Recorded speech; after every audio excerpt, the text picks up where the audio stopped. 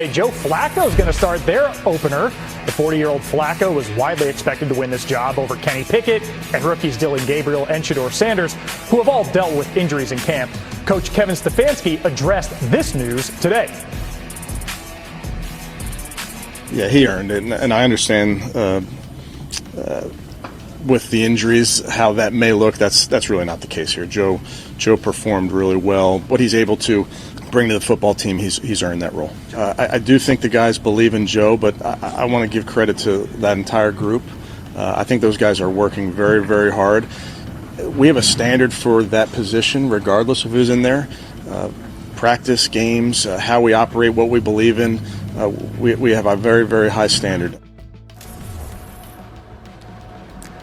Our Browns reporter Daniel Oyefusi joins us from Browns camp in Berea, Ohio. And Daniel, what does naming a QB1 and it being Joe Flacco do for this QB room at large?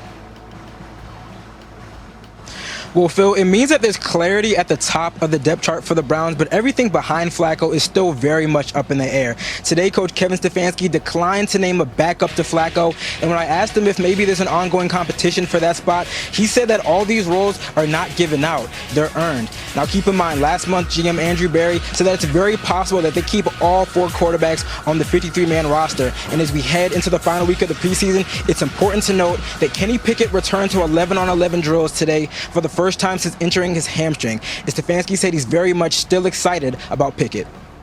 And Daniel, this is a team that when Flacco was starter 2 years ago, they went 4-1 in those games, ultimately going 11-6, and 11 wins ties the franchise high going all the way back to 1986. Daniel, thank you so much. So Sam Acho, you sign one QB in free agency, you trade for another, you draft 2 more, and then ultimately go with the elder statesman of the bunch by, 10 years plus. Does the Flacco decision make sense to you?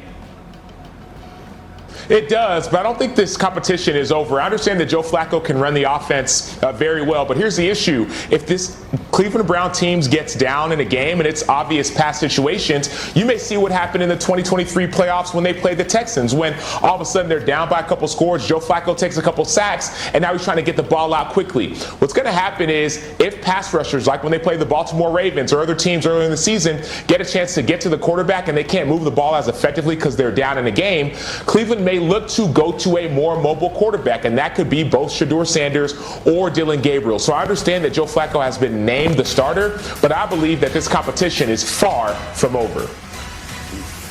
Well, it's not any surprise about who's starting in Cleveland. I think the real quarterback drama in Cleveland is who's going to be the backup quarterback in Cleveland. Everybody always expected that Joe Flacco would be the starting quarterback from the moment he signed with the Cleveland Browns back in April. And we can just prove that by pointing to the fact that Joe Flacco didn't play it down in a preseason game this summer, and he still was named the starting quarterback of the Cleveland Browns. And yet, the real interesting part of this is, what did the Browns do at the backup quarterback position? Do they go with Dillon Gabriel? Do they go with Shedeur Sanders? On their current depth chart, for whatever that's worth, and maybe they haven't changed it at all this summer, they have Joe Flacco listed as the starter.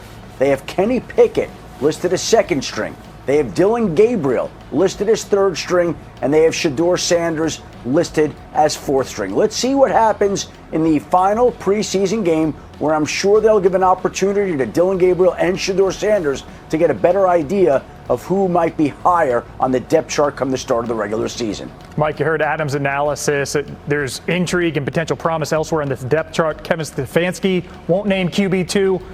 I'm going to ask you to name QB2. How should the Browns approach this? I would give each player a half. Dillon Gabriel and Shedeur Sanders, let them go compete this weekend. They both look good, but they both were hurt. So it's been an odd situation because Joe Flacco, as Adam alluded to, didn't play it down, but he was the only one of the 4 quarterbacks that wasn't hurt. I was actually really encouraged by both Dillon Gabriel and Shedeur Sanders when they were out there against the Panthers and the Eagles. Look, Dillon Gabriel had the 2 turnovers in fairness here, but I thought they were both encouraging. Let them go and compete, and let them compete every week. That's how you're going to get the best out of both of them. Yeah, Sanders was cleaner, but Gabriel had more yards per attempt, 7.9 for him as opposed to 6 even for Sanders. But these are the situations you create when you draft 2 QBs 50 picks apart. Hey, we're just getting started on Indy. Adam Schefter, what more can you tell us? Phil, the Indianapolis Colts have made a decision about their starting quarterback, and they are going with Daniel Jones, the man they signed to a contract during the offseason that they paid $14 million to during the offseason. You heard over the weekend the Colts head coach Shane Steichen say he was looking for somebody who could command the huddle, take charge, get guys in the right position, and he clearly felt Daniel Jones was the quarterback to choose over Anthony Richardson, so much so that Shane Steichen even said that this is not a short-term trial basis type of decision. He is planning for Daniel Jones to be the Colts QB1 for the rest of the season. Now, we'll see if Jones can play well enough to hold him to that, but that is the plan, that Daniel Jones will be the Colts starting quarterback in all of 2025. And Chris Ballard leaned into the word competition at the Combine. Looking at the preseason in a vacuum, the Colts were a better offense with Daniel Jones on the field. Indy averaged 6.3 yards per play and 44 snaps with Jones under center. Compare that to 4.7 and 26 snaps with Anthony Richardson, though his turn was abbreviated by a dislocated finger. Head coach Shane Steichen spoke today about the choice. You guys heard me talk about the consistency, and that's really what I was looking for. And really the operation at the line of scrimmage, the checks, the protection. Daniel did a great job doing that, and I think AR has made strides in that area. But I do feel that, he still needs to continue to develop.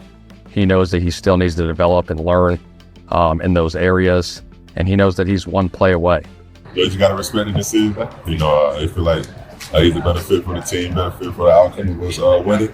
So you just got to respect it and just keep working. It doesn't undermine any other work I've been putting in. It doesn't say that I haven't improved. I'm proud of the improvement I've made. Shane is also proud of that. So you got to keep stacking on that and just keep getting better. Obviously, a big piece of why I came here and to play, to be on the field, and to be with this group. I think it's a strong group of players, as I said, and a strong group of coaches. The system. I think there's a lot of things here to be excited about. So, I'm certainly happy I made the decision I did.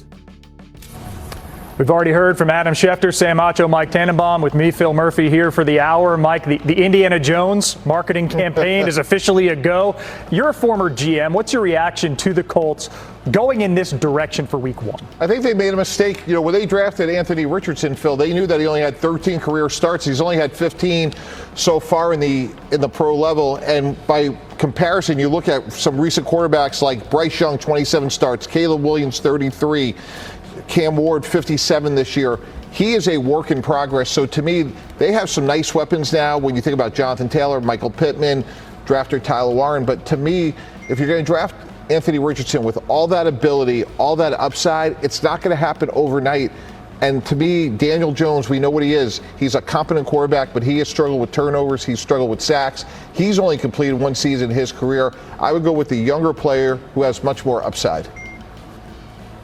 Yeah, the difference, though, is that this was a competition, and Anthony Richardson did not win the competition. I'd argue that Daniel Jones didn't win it either. He just didn't lose it. I don't think this was a far and away win by Daniel Jones, but the coaches are saying, who do we trust more? And going back to even just that broken pinky play, right, where Anthony Richardson wasn't able to adjust to the blitz and take that sack.